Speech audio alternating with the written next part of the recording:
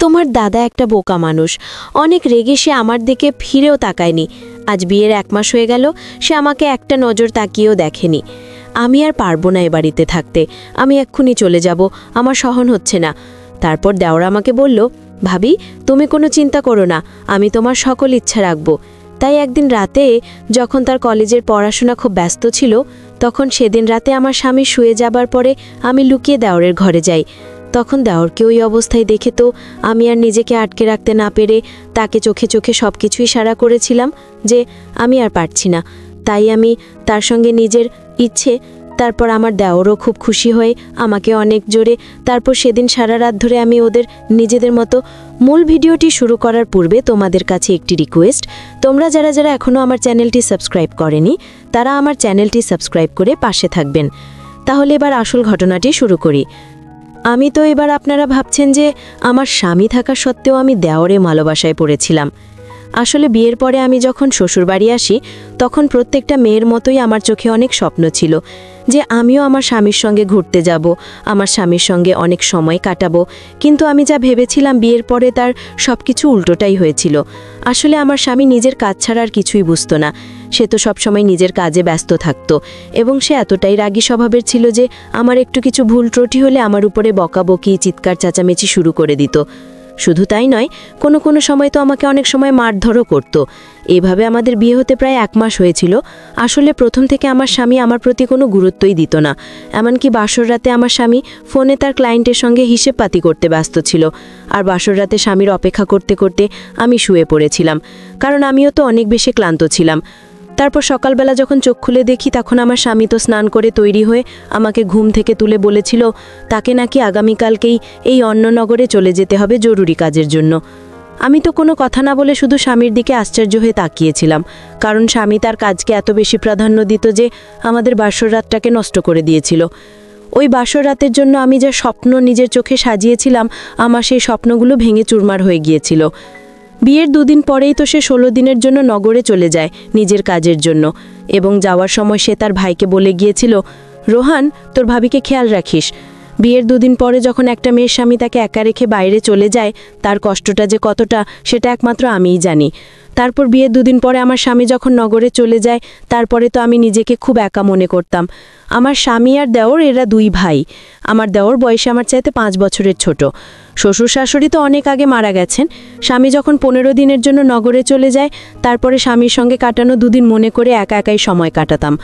আর স্বামীর সঙ্গে কাটানো 2 দিনের মধ্যে তো স্মরণ করার মতো সেরকম কোনো কিছু স্মৃতি ছিল না। তাও স্বামীর চেহারা ও কথাবার্তাগুলো মনে করতাম, কারণ আমার দেওরও তো সারাদিন বাড়িতে থাকতো না। সে তো সকালে খাওয়া দাওয়া করে কলেজের জন্য বেরিয়ে পড়তো। আমার স্বামী দেখতে খুব একটা ভালো না হলেও আমার দেওর কিন্তু ভীষণ সুন্দর, এতে বেশি ভুল ছিল না। তারপর সেদিন স্বামীর দূরনগরে চলে যাবার পরে আমি যখন বাড়ির সমস্ত কাজকর্ম করে পরে সন্ধেবেলায় অনেক বেশি ক্লান্ত হয়ে আমার ঘরের বিছানায় শুয়ে একটু আরাম করছিলাম, ওই সময় বুঝতে পারি যে আমার দেওর বাইসা এসেছে।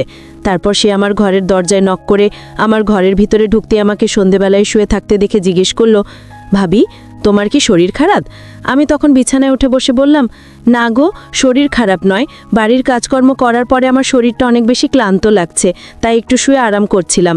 কিন্তু আমি জানতাম ওই সময় আমার মন খারাপ ছিল, কিন্তু আমার মনের পরিস্থিতি আমি তো আমার দেওরকে বলতে পারছিলাম না যে আমার মনের মধ্যে কি চলছিল। কিন্তু তাও জানি না কিভাবে সে আমার মুখ দেখে বলেছিল, ভাবি তোমাকে দেখে তো মনে হচ্ছে দাদা চলে যাওয়ার জন্য তুমি অনেক কষ্টে আছো এবং তোমার মন খারাপ আছে। দেখো ভাবি, তুমি কিন্তু আমার থেকে কোনো কিছুই লুকোতে পারবে না, আমি কিন্তু মুখ দেখে এসব কিছুই বুঝতে পারি। আর দাদার জন্য যে তোমার মন খারাপ সেটা তুমি স্পষ্টভাবে বুঝতে পারছি। তুমি একদম মন খারাপ করো না, দাদার অনুপস্থিতিতে তোমার দায়িত্ব এখন আমার ঘাড়ে। তাই যতদিন দাদা বাড়িতে নেই ততদিন তোমাকে খুশি রাখার দায়িত্ব আমার। তারপর আমার দেওর আমার কিছু বলার আগেই আমাকে বিছানা থেকে নিচে নামিয়ে বলল, ভাবি চলো আমার সঙ্গে, আমি তোমাকে এক্ষুনি আমাদের এখানকার স্পেশাল ফুচকা খাওয়াবো, যেটা খাওয়ার পরে তোমার মুড একদম ঠিক হয়ে যাবে।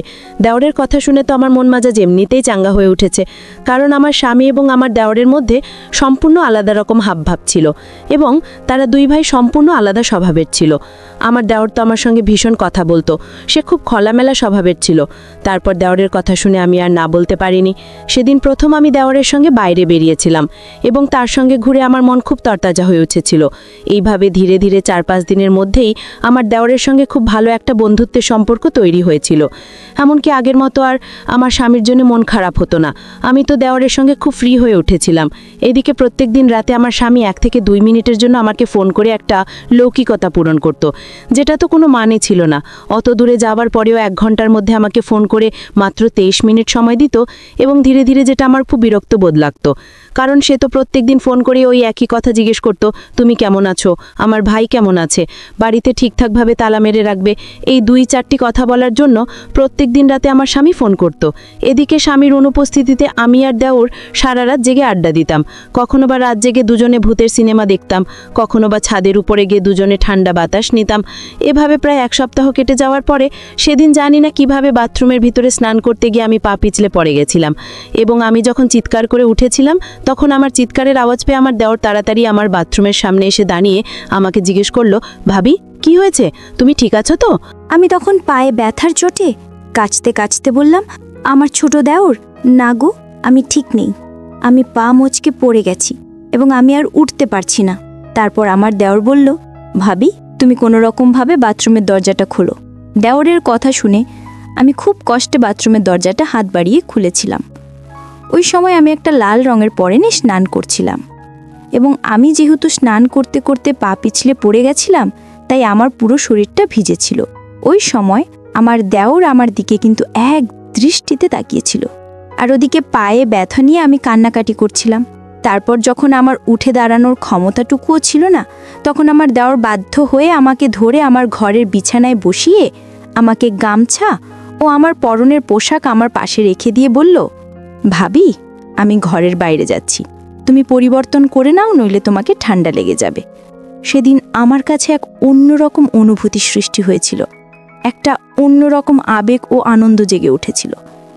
সেদিন আমার দেওরের এরকম আচরণ দেখে আমার ভীষণ ভালো লেগেছিল, এবং আমি দেওরকে নিয়ে মনে মনে অনেক রকম স্বপ্ন দেখতে শুরু করেছিলাম, কারণ আমি তো মনে মনে তাকে ভালোবাসতে শুরু করেছিলাম।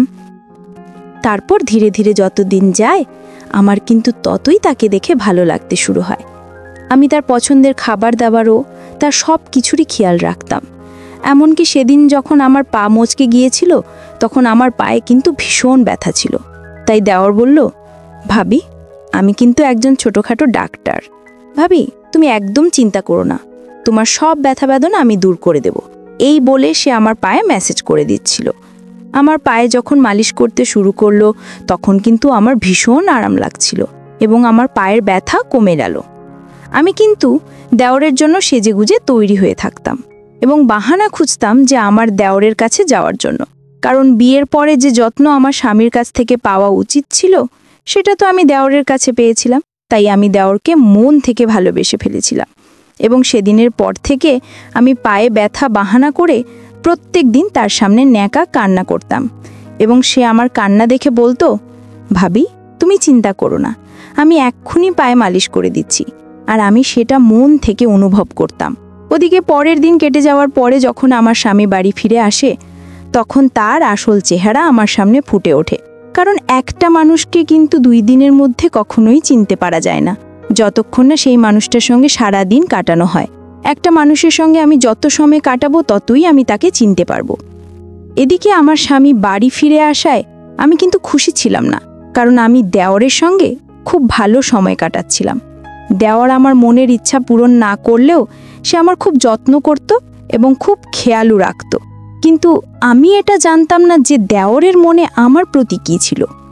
আদৌ কি সে আমাকে মনে মনে ভালোবাসত, নাকি সে আমাকে নিজের দাদার বউ মনে করে শুধু আমার যত্ন করত?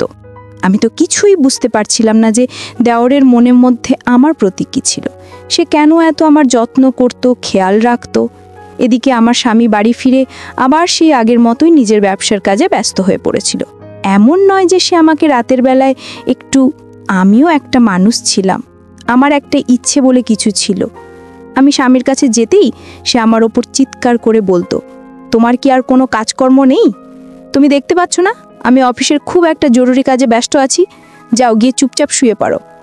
আমার স্বামী তো আমার দিকে কোনো গুরুত্বই দিত না, তারপর সেদিন আমি যখন স্বামীর কথায় অনেক বেশি কষ্ট পেয়ে মন খারাপ করে রাগ করে রুম থেকে বেরিয়ে ছাদের উপরে গিয়ে চুপচাপ বসেছিলাম আর স্বামীর কথাগুলো মনে করে কাঁদছিলাম, ঠিক ওই সময় আমার দেওরও ছাদের ওপরে আমার কাছে এসে হাজির হয়েছিল এবং আমার চোখের জল দেখে আমাকে ধরে আমার চোখের দিকে তাকিয়ে আমার চোখের জল মুছে জিজ্ঞেস করলো, বৌদি, তুমি এত রাতে ছাদে কি করছো আর তুমি কাঁদছো কেন?